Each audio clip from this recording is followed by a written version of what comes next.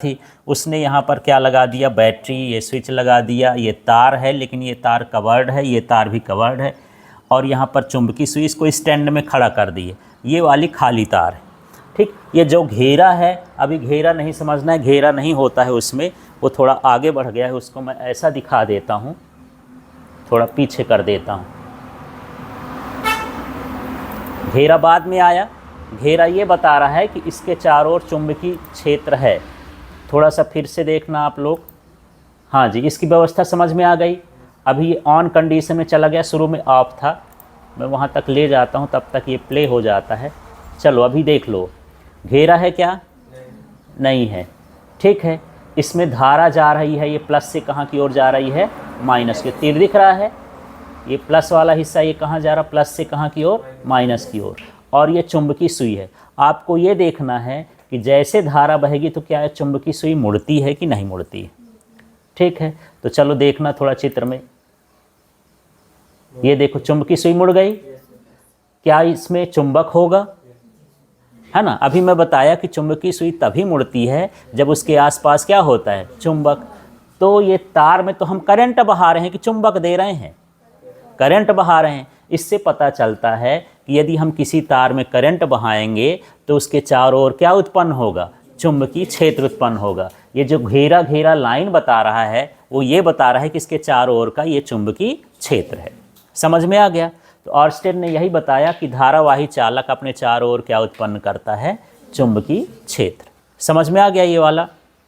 ठीक, फिर वो आगे और भी प्रयोग किया कि इसके धारा कमान को बढ़ाता है, दिशा बदलता है, तो क्या क्या होता है उसको हम आगे अभी पढ़ेंगे। फिलहाल यहाँ देख लेते हैं। ठीक, कर्सर कहीं दिख रहा है? हाँ,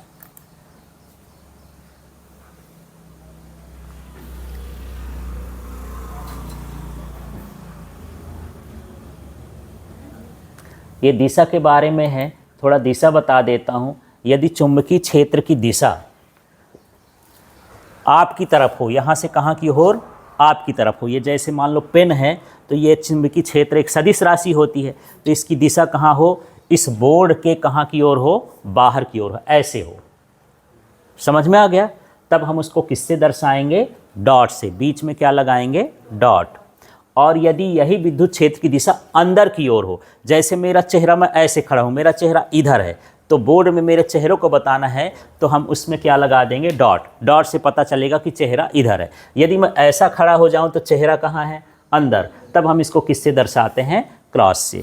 तो यहाँ पर चुंबकीय क्षेत्र तो उत्पन्न हुआ, तो चुंबकीय क्षेत्र बाहर की ओर है कि अंदर की ओर है, इसकी दिशा के लिए संकेत बनाया गया है। तो उसका संकेत ऐसा होता है, यदि हम बीच में डॉट लगा दिए तो क्या समझेंगे? बाहर की ओर, और क्रॉस लगा देंगे तो कहाँ होगा? अंदर की ओर। ठीक,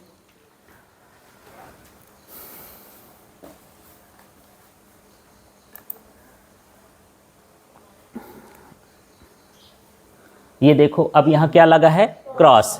तो क्रॉस का मतलब इसमें चुंबकीय क्षेत्र कहाँ की ओर है? अंदर की ओर। तो इस पार्ट में जहाँ डॉट क्रॉस लगेगा वैसे समझना है। और चुंबकीय क्षेत्र जो होता है वो वृत्ताकार होता है। जैसे तार में करंट जाता है तो चुंबकीय क्षेत्र कैसा होता है? घेरे जैसा, है ना। अभी उसी घेरे को हम देखेंगे।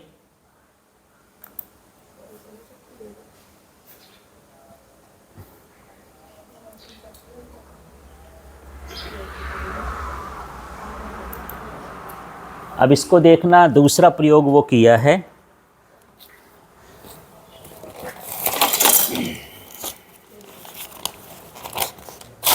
ले लें भाई। देखो उसका प्रयोग क्या था।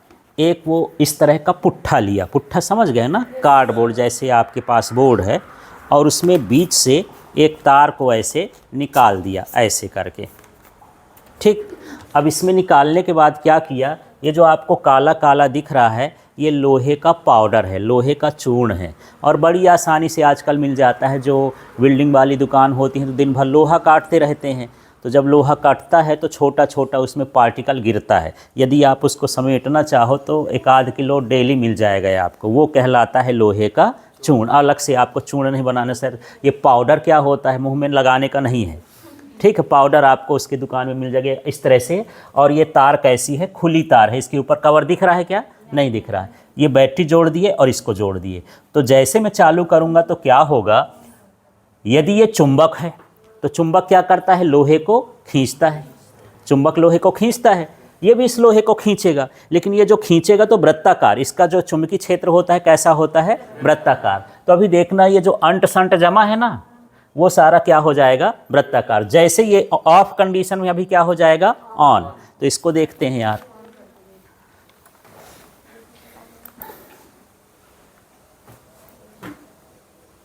ये देखिए ऑन हुआ, उधर देख लो ऊपर कार्ड के ऊपर वो कैसे हो गए, व्यवस्थित हो गए। माने उसमें जो ज़्यादा भारी भारी रहे होंगे वो दूर रह गए, और जो हल्के हो गए वो क्या हो गए, खिंच गए। ये कैसा होता है, वृत्ताकार होता है। यहाँ से ये भी पता चलता है कि हमको चुंबकीय क्षेत्र की दिशा बताना है, तो जिस दिशा में धारा बहती है उस दिशा में अंगूठा किया जाता है। ठीक है, तो जो मुड़ी हुई उंगलियां होती हैं वो चुंबकीय क्षेत्र की दिशा को बताती हैं। थोड़ा सा देखना, जैसे यहाँ पर ये प्लस जुड़ा है तो धारा कहाँ जा रही होगी, ऊपर, ऊपर जा रही है ना, तो ऊपर की ओर क्या कर लेना है, अंगूठा। ये अंगूठा कर लूँगा, चुंबकीय क्षेत्र कैसा होगा, जहाँ उंगलियाँ मुड़ेंगी। तो ये चुंबकीय क्षेत्र कैसा हो गया, घेरे जैसा। माने ऐसा समझ लो, दिखाओ यार, पेन दे दो थोड़ा मुझे। ये मान लो ये जो नोक है ये धारा की दिशा को बता रहा है, तो यहाँ पर दाहिने हाथ का नियम ये कहता है कि अंगूठे की दिशा में हमको क्या करना है, धारा। दाएं हाथ के अंगूठे की दिशा को, अंगूठे की दिशा कहाँ की ओर होनी चाहिए, धारा की ओर।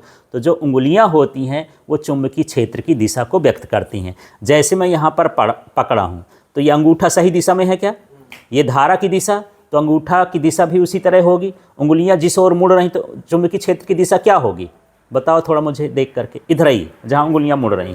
यदि मैं ऐसे करूँ तो यहाँ होंगी। ठीक, अब सोचोगे सर ये ऊपर धारा नहीं जा रही, कहाँ जा रही है, नीचे, तो मैं धारा नीचे कर देता हूँ। तो अंगूठा अब कैसे करना पड़ेगा, नीचे। चुंबकीय क्षेत्र की दिशा कहाँ की ओर हो गई, नीचे की ओर है कि आपकी ओर है। मान लो ये उंगली जहाँ जा रही है ना, जो उंगली जाती है वो किसकी दिशा बता रहे, चुंबकीय क्षेत्र। तो इस हाथ में दो चीज़ें हैं, एक अंगूठा और एक है मुड़ी हुई उंगली। तो अंगूठा किसकी दिशा में होगा, धारा की दिशा। ये हमको पता है, धारा हम दे रहे हैं तो धारा की दिशा हमको पता है, इसकी दिशा नहीं पता है। तो हम जानेंगे कि जिस दिशा में उंगली मुड़ेगी वही किसकी दिशा होगी, चुंबकीय क्षेत्र की दिशा। यदि मैं धारा ऐसे बहाऊं तो अंगूठा कैसे करूं, ऐसे करूं, ठीक, और उंगली कहाँ जा रही हैं, नीचे। तो यहाँ पर चुंबकीय क्षेत्र कहाँ की ओर है, नीचे की ओर। मुझे इधर चुंबकीय क्षेत्र पता करना है मेरी तरफ, तो फिर मैं ऐसे कर लूँगा। ठीक, कुल मिला के बिंदु देखना है कि कहाँ हमको चुंबकीय क्षेत्र पता करना होता है और धारा की दिशा कहाँ पता होती है। ठीक है, तो चलो अब अपने टॉपिक में आ जाते हैं। ये सारी चीज़ अभी हम फालतू पढ़ लिए हैं, अभी काम की नहीं थी। अब देखते हैं अपने हिसाब से, इसमें चलते हैं चैप्टर में।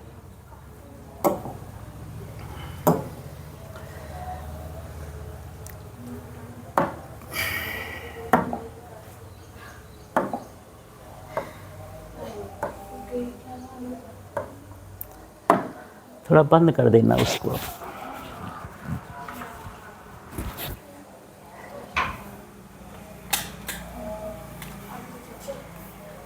ठीक है, हाँ जी।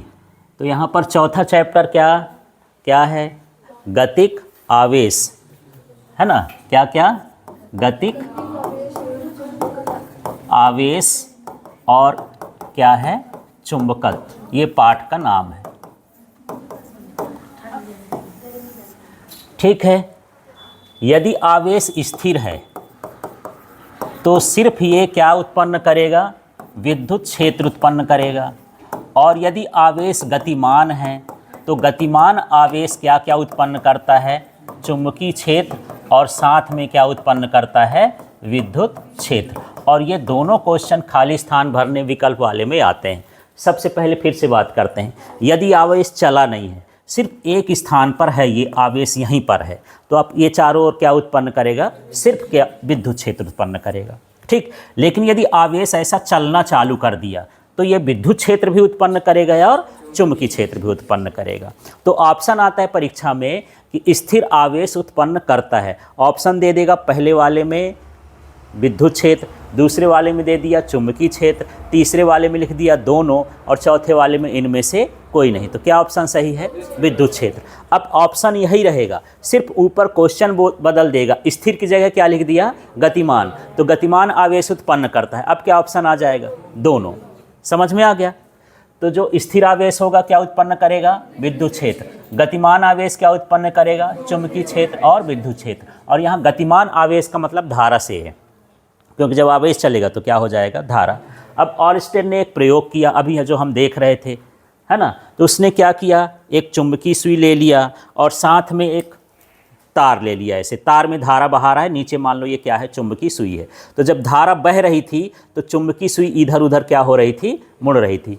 तो उसका जो पहला सिस्टम हो गया, उसने क्या किया कि जब हम धारावाही चालक के पास क्या ले जाते हैं? चुंबकीय सुई, तो उसमें क्या होता है? विक्षेप होता है। ठीक, उसने पहला ये बताया कि एक धारावाही चालक है, धारावाही चालक के पास हम क्या ले जाएं? चुंबकीय सुई, तो उसमें क्या होता है? विक्षेप होता है। ठीक है। दूसरा फिर ये पता किया, यदि धारा का मान उसने क्या कर दिया? बढ़ा दिया। धारा का मान क्या कर दे? बढ़ा दे, तो विक्षेप का मान भी क्या होता था? बढ़ जाता था। इसका मतलब ज़्यादा धारा देने पर चुंबकीय क्षेत्र का मान भी क्या होता है? ज़्यादा। पहले ये समझो ये धारा है, यदि मैं पहली बार 5 एम्पीयर का करंट बहाया तो इतना मुड़ी, फिर मैं 10 एम्पीयर करा दिया तो इतना मुड़ गई। तो इसका मतलब ये है कि धारा का मान बढ़ाते हैं तो विक्षेप का मान भी क्या होता है? बढ़ता है। फिर तीसरा कंडीशन ये किया कि वो धारा की दिशा को बदल दिया। धारा की किसको बदल दिया? दिशा को बदला, तो विक्षेप की भी क्या हो गई? दिशा बदल गई। ठीक है।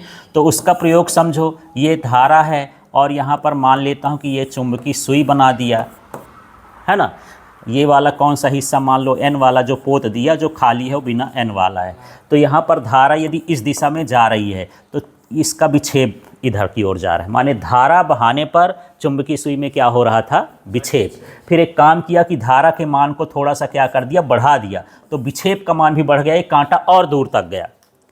ठीक। फिर एक काम किया कि जो इधर प्लस जोड़ा था, इधर क्या जोड़ा था? माइनस। अब चेंज कर रहा है, इधर क्या कर दिया? माइनस, इधर क्या कर दिया? प्लस। तो धारा की दिशा बदल गई। तो जो विक्षेप उधर हो रहा था, अब विक्षेप कहाँ हो गया? नीचे। विक्षेप की दिशा ही बदल गई।